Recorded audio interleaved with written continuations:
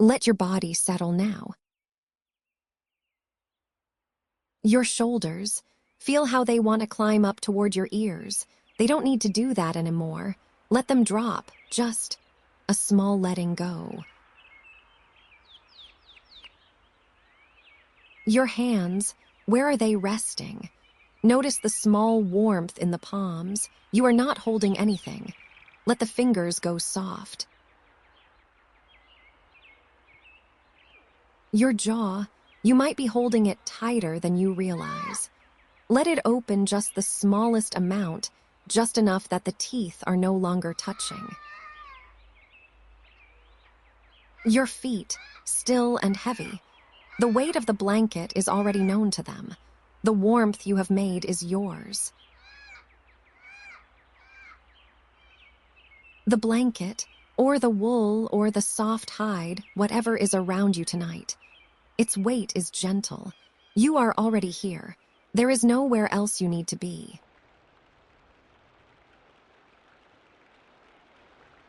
There is nothing you need to solve right now. Nothing to plan, nothing to track, nothing to remember. Whatever did not get done today, it will keep. It will all be there tomorrow. Tonight there is only this.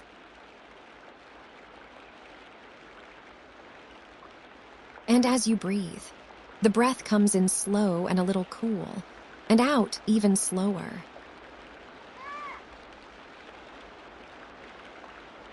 You are in a small farmstead in the west of Iceland, in a quiet valley below dark volcanic hills. The year is 1230. The day's work is done. A bowl of skyr has been set aside. A hot spring waits in the dark, a short walk from the door.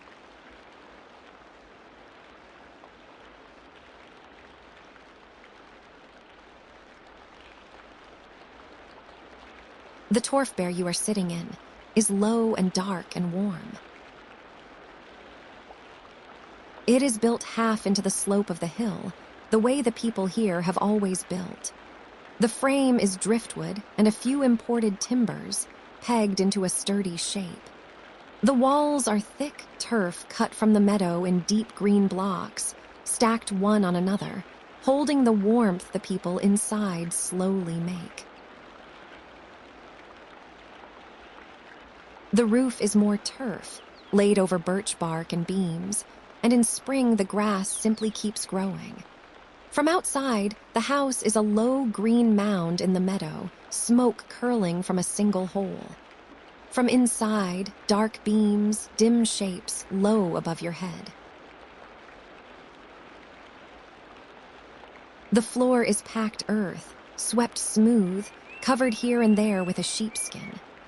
Along the long wall, a wide sleeping bench runs end to end, piled with wool blankets and folded skins. The torfbear holds the whole household, people, a quiet sheepdog, the slow, warm dark.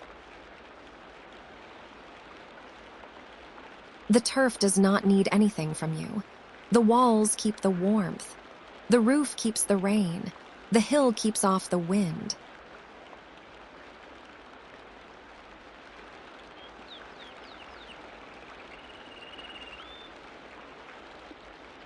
In the long room, on a low stone hearth, the fire has burned down to embers.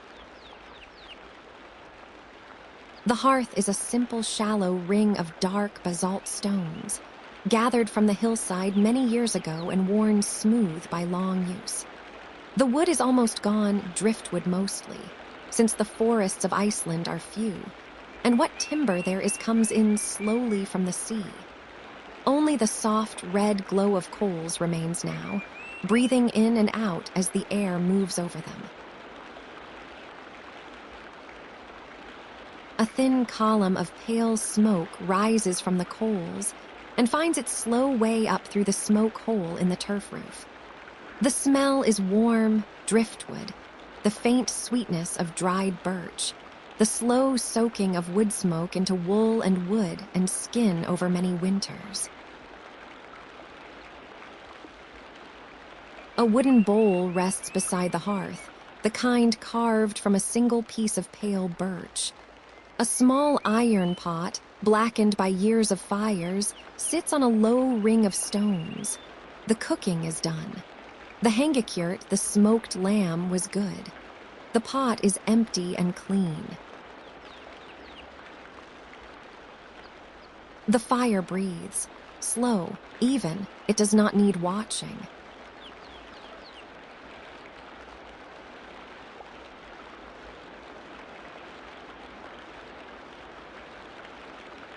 You take a heavy wool cloak from a peg near the door and draw it around your shoulders. The cloak is the color of undyed sheep, soft grays and browns, and a thread of cream, spun in winter, woven in spring, worn for many quiet years. It is heavy in the good way. A horn lantern hangs by the door, a small flame inside a thin sheet of cow horn, warm and yellow and not at all bright. You lift it down. The wooden door is low. You step out into the cold night air, and the door closes softly behind you. The cold finds your face first, clean and sharp, smelling of stone and snow and the faint sulfur of the spring somewhere ahead. Above the farm, the valley opens. The dark slope of a basalt hill rises on one side. On the other, a long, flat meadow runs down toward the river. Patches of old snow lie in the lee of the rocks, pale in the starlight. The night is wide and very still.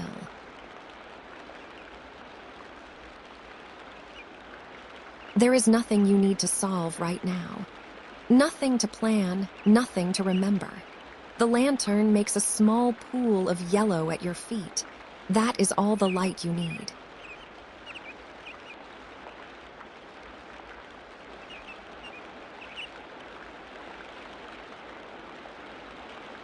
A narrow path leads from the farmhouse down across the meadow. It is the same path that has been walked for generations, by your grandmother, by her mother, by the people who first chose this valley because of the warm water hidden in its rocks. The earth is firm under your feet, cold but not slippery. Small stones, worn round, mark the way. Patches of moss line the path, soft, springy cushions of pale green and gray, holding the slow Icelandic seasons in their tiny stems. Where a small stream crosses the path, the water is icy and quick. You can hear it before you see it, a thin, clean sound running through the dark. You step across on two flat stones. Ahead, low against the slope, a faint plume of steam rises. It catches the starlight, pale and slow, drifting sideways for a moment before climbing up into the cold. The smell of the spring is closer now, mineral, faintly sulfurous, warm even from this distance. Your shoulders, under the heavy wool, already know where you are going. Your feet find their own pace on the path. You do not need to think about each step. The way is known.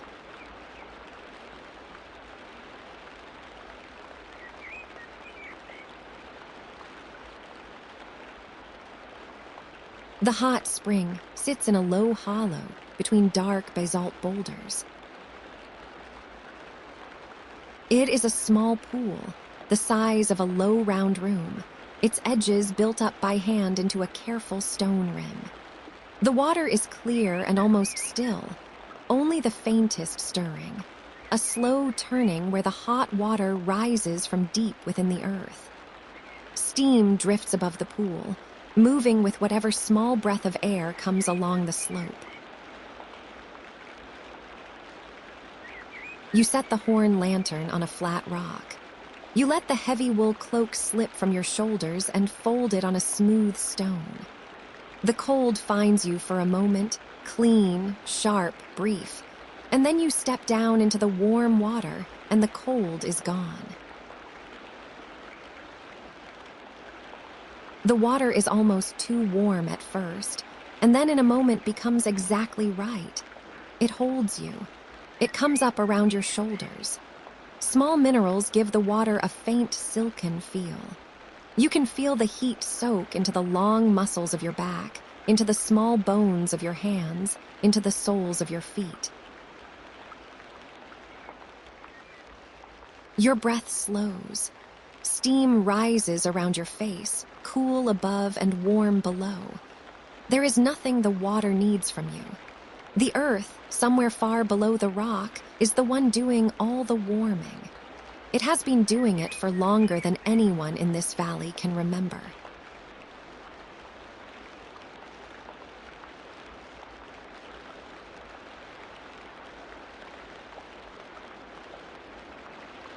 You tip your head back against the smooth stone rim. The sky above the valley is enormous. There is no other light tonight, only the small yellow flame of the lantern, and far above, the cold, clear stars.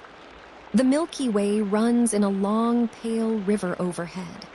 The North Star sits high, almost overhead at this latitude, fixed and quiet in the dark.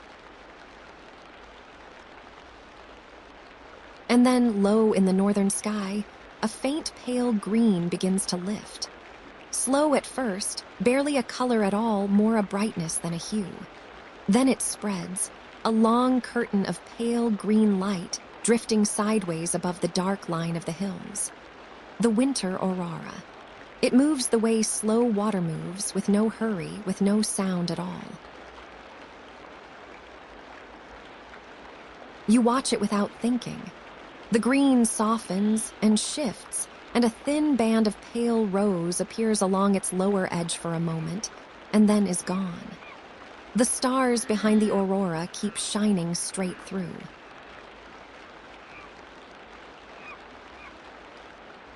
Nothing to plan, nothing to remember. The sky is doing its slow night work. The water is doing its slow warm work. Your only task is to lie here in the warm water and let the light move across the sky above you.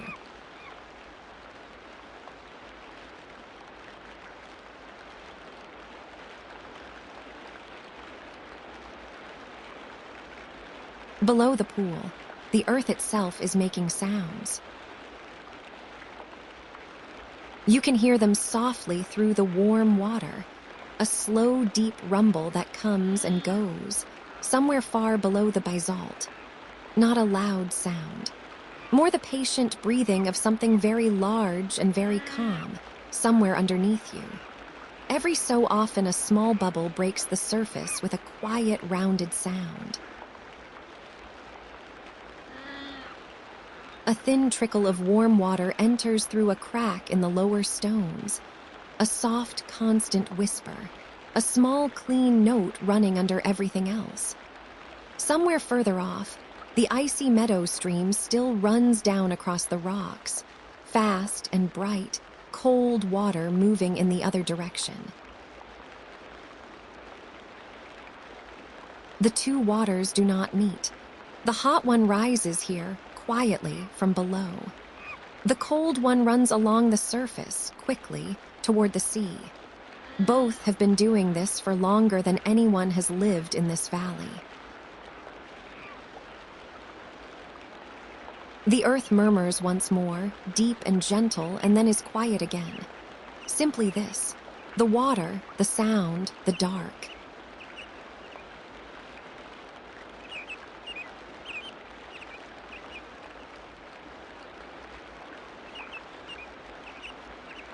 After a long time, you step slowly out of the pool.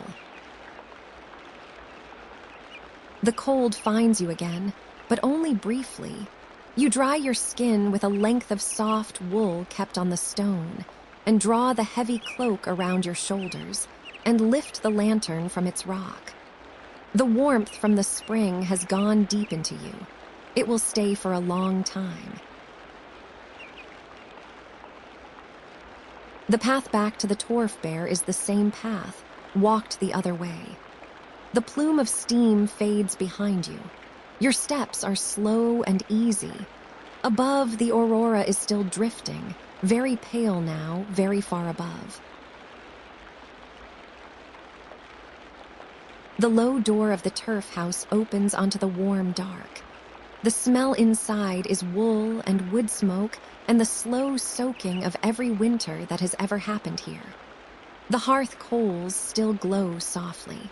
You hang the cloak on its peg. You let the wool blanket settle around you on the long sleeping bench. The household breathes softly all around. Someone shifts in sleep, the small creak of wool and old wood. The torf bear holds everyone together under the one green roof of turf and grass and thyme.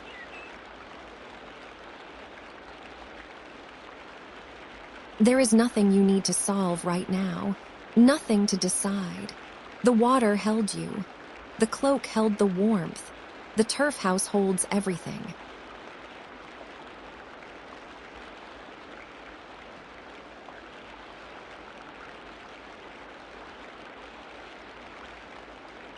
The farm is quiet now.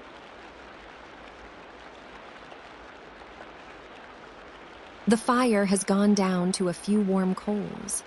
The wooden bowl rests beside it. The smoked lamb, the dried fish, the pale skyr in its small wooden vessel, all of it stored, all of it keeping.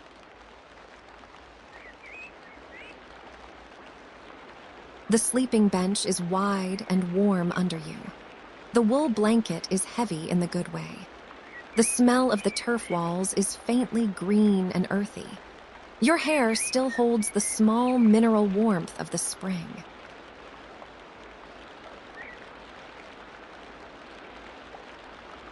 Nothing to plan, nothing to remember. The valley keeps its own slow weather. The stars keep their slow turning. Everything that needs to keep is keeping.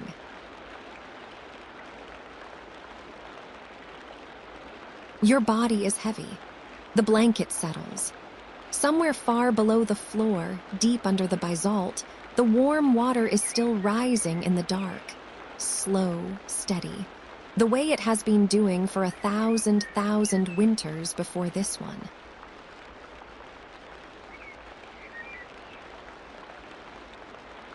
Outside, the meadow stream still runs cold and clean. The aurora has faded. The North Star is fixed above the green roof.